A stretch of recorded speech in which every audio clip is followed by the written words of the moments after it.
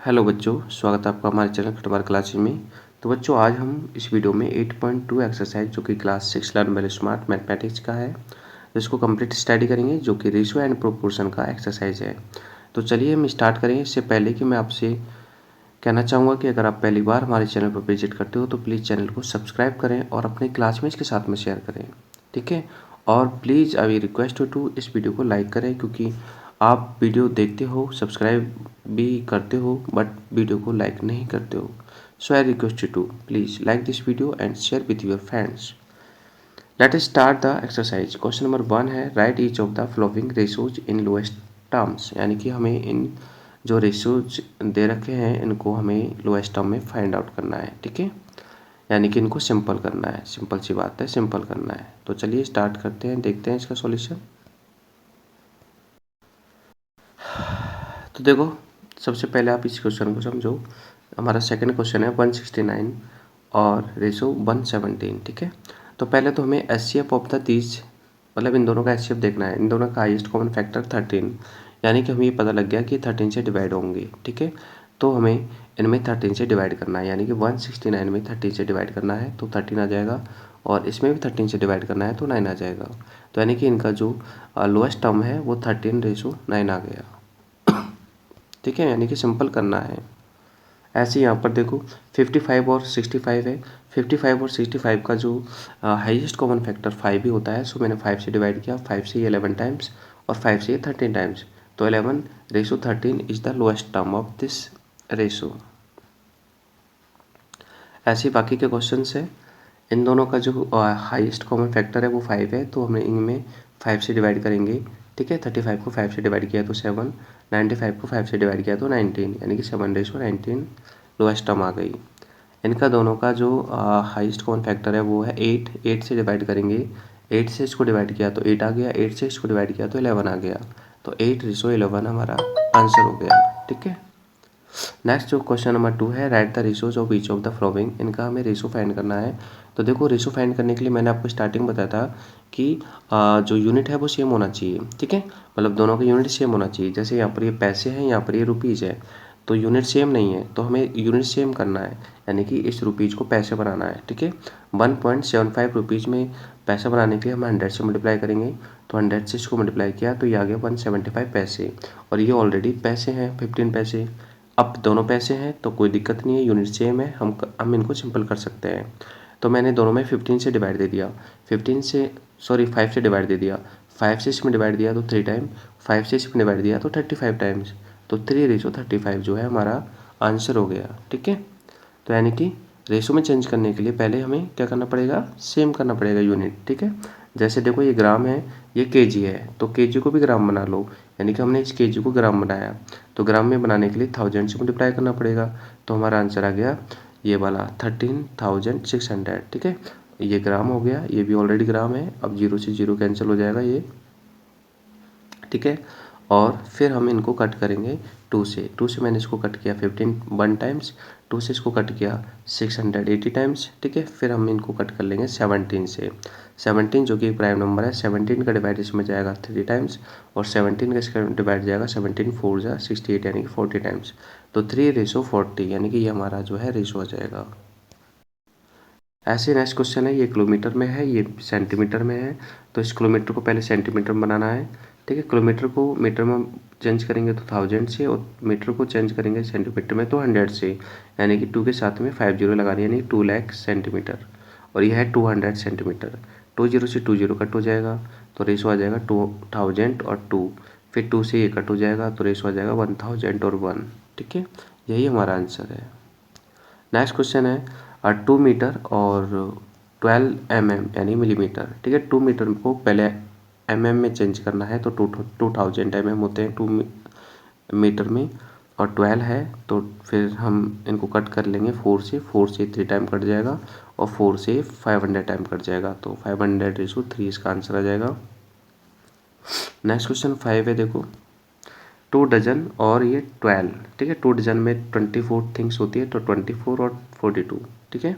इन दोनों को कट किया तो इनका हाईएस्ट कॉमन फैक्टर 6 है, 6 से डिवाइड कर दिया इसको, तो आ गया 4, 6 से इसको डिवाइड किया तो 7, यानी कि 4:7 हमारा आंसर आ गया, ठीक है। नेक्स्ट है 3 फीट और 12 इंचेज, ठीक है। 1 फीट में 12 होते हैं इंचेज, सो हम फिट को चेंज करेंगे इंचेज में, यानी कि 3 इंटू 12, ठीक है। और ये तो 12 है ही है, 12 से 12 कट हो जाएगा तो 3:1 आ जाएगा आंसर, ठीक है। ऐसे ही बाकी के हैं ये वाले क्वेश्चंस भी, जैसे ये हावर है और ये मिनट है, तो हावर को चेंज कर लिया मिनट में, 1 हावर में 60 मिनट होते हैं, ठीक है। और ये मिनट तो है ही है, 15 1 जा 15 और 15 4 जा 60, 4:1 आ जाएगा आपका आंसर। नेक्स्ट जो क्वेश्चन है वो है फाइंड द 3 इक्विवेलेंट रेशोज, मतलब 3 इक्विवेलेंट रेशोज फाइंड करने हैं। हमारा रेशो है 3:7, ठीक है। जैसे हम इक्विवेलेंट फ्रैक्शन फाइंड करते थे, ऐसे यहाँ पर इक्विवेलेंट रेशो फाइंड करना है। इक्विवेलेंट फ्रैक्शन फाइंड करने के लिए 2 3 4 5 6 इनसे मल्टीप्लाई करते थे, सेम हमें यहाँ पे भी मल्टीप्लाई करना है। यानी कि जो हमारा ये रेशो है इसको पहले 2 से मल्टीप्लाई कर दो, ठीक है। ये 2 से मल्टीप्लाई कर दिया, फिर 3 से मल्टीप्लाई कर दिया, फिर 4 से मल्टीप्लाई कर दिया, ठीक है। इससे मल्टीप्लाई किया तो आ गया 6:14, यानी 3 2 6 और 2 7 14, ठीक है। इससे मल्टीप्लाई किया 3 3 9 और ये आ गया हमारा 9:21, और इससे किया तो 12:28। मतलब हमें इस रेशो को एक बार 2 से मल्टीप्लाई करना है, एक बार 3 से मल्टीप्लाई करना है, एक बार 4 से मल्टीप्लाई करना है, ठीक है। ऐसे हमें बाकी के सारे करने हैं, ठीक है। एक ही पैटर्न है इन सबका। 5:2 है, इसको एक बार 2 से मल्टीप्लाई करेंगे, ठीक है, तो 10 आ गया, और 2 से इसको मल्टीप्लाई किया 4 आ गया। फिर एक बार 3 से करेंगे, 3 5 जा 15 और 3 2 जा 6, ठीक है। एक बार 4 से करेंगे, 4 5 जा 20 और 4 2 जा 8, ठीक है। 20:8 आ जाएगा, ठीक है। तो ऐसे ही है। आगे देखो क्वेश्चन नंबर 4 है, फिल इन द ब्लैंक्स है, जिसमें हमें पैटर्न देखना है। तो देखो 8 8 जा 64, ठीक है। 8 को 8 टाइम 64 आ गया, तो 3 को 8 टाइम कर दो 48, 3 को 8 टाइम करेंगे तो 24 आ जाएगा, ठीक है। ओके, अब देखो 3 को 12 से मल्टीप्लाई किया तो 36 आ गया। ऐसे 8 को भी 12 से मल्टीप्लाई कर दो, एक मिनट रुको ना,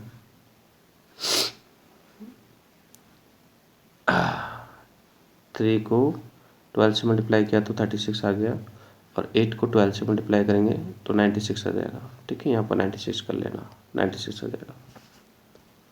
इसमें पैटर्न देखते हैं। 7 को 3 से मल्टीप्लाई किया तो 21 आ गया, 9 को 3 से मल्टीप्लाई करेंगे तो 27 आ जाएगा, ठीक है।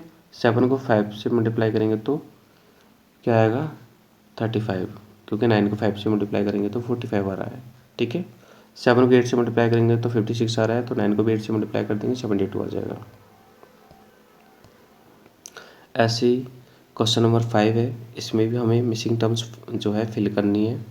तो देखो इनका पैटर्न, 3 3 जा 9, ठीक है, तो 5 3 जा 15, फिर 9 4 जा 36, तो 15 4 जा 60, ठीक है।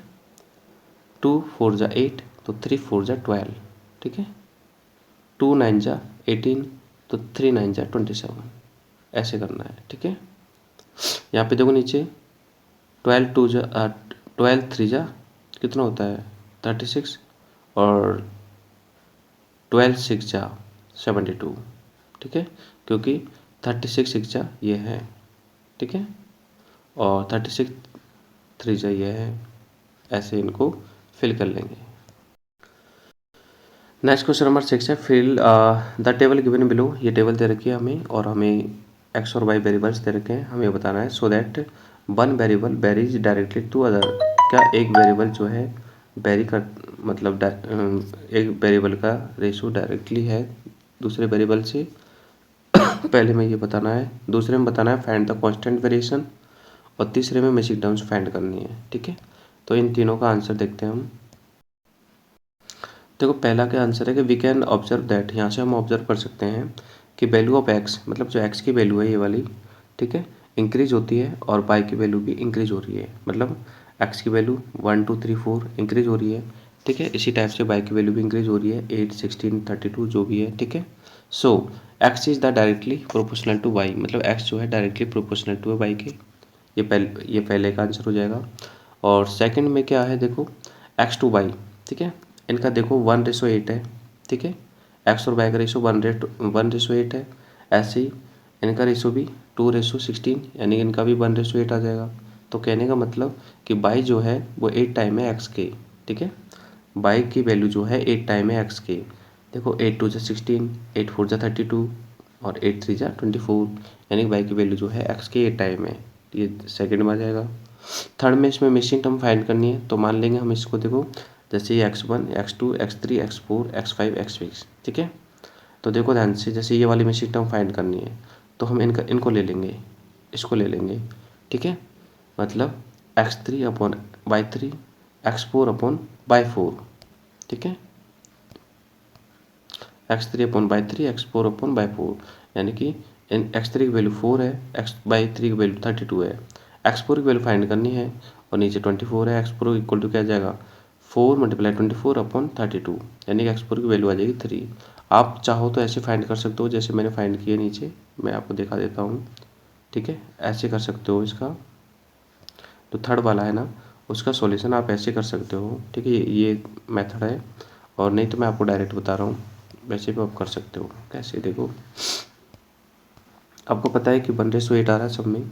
जैसे 2 8 जा 16 होता है, ऐसे 4 8 जा 32 होता है, ठीक है। और 24 आ रहा है यहाँ पे, तो 24 में 8 का डिवाइड दे दो, 3 आ जाएगा यहाँ पे, ठीक है। यहाँ पे देखो 11 है, 11 8 जा 8 8 आ जाएगा, ठीक है। यहाँ पर 16 है, तो 16 में 8 का डिवाइड दे देंगे, 200 आ जाएगा। ऐसे कर लो डायरेक्ट, ठीक है, क्योंकि 1:8 है। बाकी कैसे कर सकते हो। नेक्स्ट क्वेश्चन 7 है, 80 kg जो राशन है वो 15 डेज जो है 15 डेज के लिए होता है, तो हमें फाइंड करना है कि 70 डेज के लिए कितना राशन चाहिए, ठीक है। ठीक है, तो मैंने यहाँ पे लिख दिया है KG days, KG days. 80 kg 15 days के लिए चाहिए, तो x kg 75 डेज के लिए चाहिए, मतलब 75 डेज के लिए हमने x मान लिया, ठीक है। अब करेंगे मल्टीप्लाई, ठीक है। पहले तो बाहर वाले को मल्टीप्लाई कर लो, यानी एक्सटर्नल टर्म को मल्टीप्लाई कर लो। 80 मल्टीप्लाई 75, तो 80 मल्टीप्लाई 75 और 50 मल्टीप्लाई x, 15 मल्टीप्लाई x, ठीक है। x की वैल्यू फाइंड करना है तो 15 से डिवाइड देंगे, यानी कि 15 कहाँ जाएगा, 80 मल्टीप्लाई 75 के नीचे आ जाएगा, यानी कि यहाँ पर 15 से ये कट गया 5 टाइम्स, 80 इंटू 5 किया तो 400, मतलब x की वैल्यू आ जाएगी 400, ठीक है। मतलब 75 डेज के लिए 400 kg हमें जो है राशन चाहिए, ठीक है। मल्टीप्लाई कैसे करते हैं, बाहर वाली टर्म्स को मल्टीप्लाई करते हैं और अंदर वाली टर्म्स को मल्टीप्लाई करते हैं, नोटिफिकेशन आपको मिलता है, इनको मल्टीप्लाई करते हैं, ये लिख दिया, और फिर इक्वल लगा के इनको मल्टीप्लाई करके लिख देंगे, यानी कि 15 इंटू एक्स, ठीक है। एक्स वैल्यू निकालनी है तो 15 से डिवाइड दे देंगे, आंसर आ जाएगा, सिंपल सा है। नेक्स्ट है, देखो जैसे ही क्वेश्चन नेक्स्ट है 8 वाला, जिसमें 136 एप्पल जो है वो 24 स्टूडेंट के लिए होते हैं, तो कितने एप्पल चाहिए 3 स्टूडेंट के लिए, ठीक है। तो वही सेम पैटर्न है, एप्पल स्टूडेंट, ठीक है। इन दोनों को मल्टीप्लाई करेंगे, कर दिया मैंने, और एक्स की वैल्यू निकालनी है, सो 24 से डिवाइड कर देंगे। 3 से इसको डिवाइड किया 8 टाइम, फिर 8 से इसको डिवाइड किया 34, ठीक है, मतलब 17 आ जाएगा, मतलब 3 स्टूडेंट के लिए 17 चाहिए क्या, एप्पल्स, ठीक है।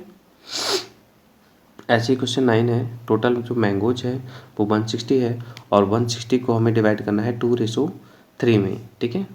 तो 2:3 में, ठीक है, टोटल हो गए 3 और 2 5, तो हमने निकाल लिया 2/5 इंटू 160, यानी कि 64 आ जाएगा, और 3 इंटू 5 इंटू 160 यानी कि 96 आ जाएगा, ठीक है।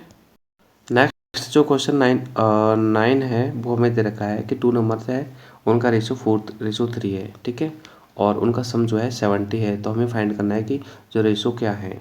तो हम मान लेंगे लेट जो नंबर्स हैं वो 4x और 3x है, ठीक है।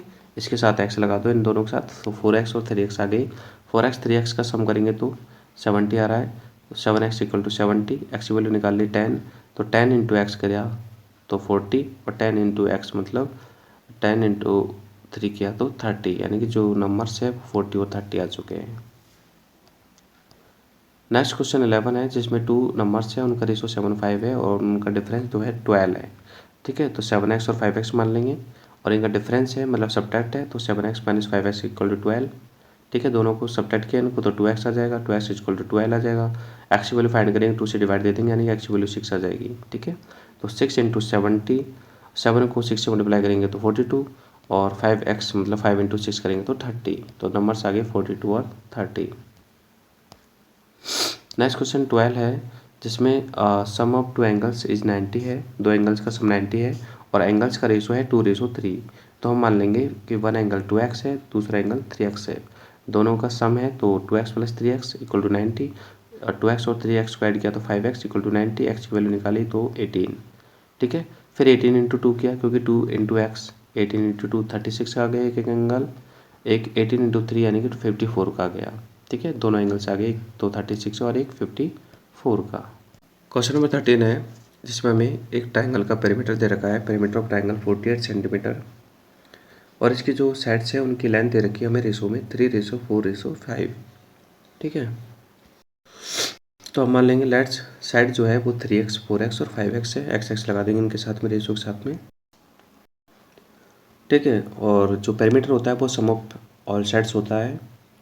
सो हम 3x plus 4x plus 5x को ऐड करेंगे, इक्वल टू हम लिख देंगे 48। इनको ऐड किया तो 12x आ गया, 12x इक्वल टू 48, यानी कि x की वैल्यू फाइंड करेंगे तो आ जाएगा हमारा 48/12 यानी कि 4। x की वैल्यू 4 आ गई।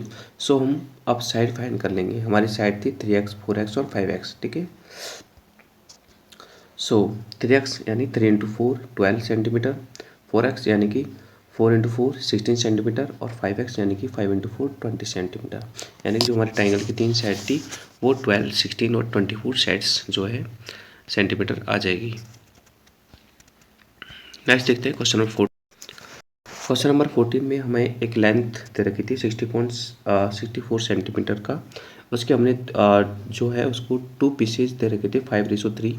तो हमने मान लीजिए कि 1 जो है पीस वो 5x है और सेकंड पीस और 3x है, दोनों का सम 64 है। So 5x plus 3x equal to 64, 8x equal to 64। यहाँ पर x की वैल्यू फाइंड करेंगे तो 64/8 यानी कि x की वैल्यू आ जाएगी 8, ठीक है। अब हम लेंथ ऑफ पीस फाइंड करेंगे, ठीक है। लेंथ ऑफ पीस, तो पहला पीस था हमारा 5x यानी कि 5 इंटू एक्स, एक्स की वैल्यू है 8, 5 इंटू 8 यानी कि 40 सेंटीमीटर। सेकेंड पीस है हमारा 3x, 3 इंटू एक्स यानी कि 3 इंटू 8, तो हमारा आ जाएगा 24 सेंटीमीटर, यानी कि दोनों पीसेज की लेंथ 40 सेंटीमीटर और 24 सेंटीमीटर हमने फाइंड कर ली है, ठीक है। नेक्स्ट क्वेश्चन हमारा 15 है, जिसमें 3 फ्रेंड्स है A B और C, ठीक है। और तीनों ने जो है शेयर्स मार्केट में कुछ पैसे लगाया है, तीनों ने मिलकर 49,600 रुपीज़ जो है लगाया है, और तीनों का जो पार्ट था वो हमें दे रखा है रेशो में 1/2, 1/3 और 1/5, ठीक है। अब हमने इनको क्या है, इनका एलसीएम ले लिया 2, 3, 5 का, और एलसीएम है 30। सो हमने 30 से मल्टीप्लाई कर दिया ताकि इनका जो रेशो है वो एक होल नंबर में आ जाए।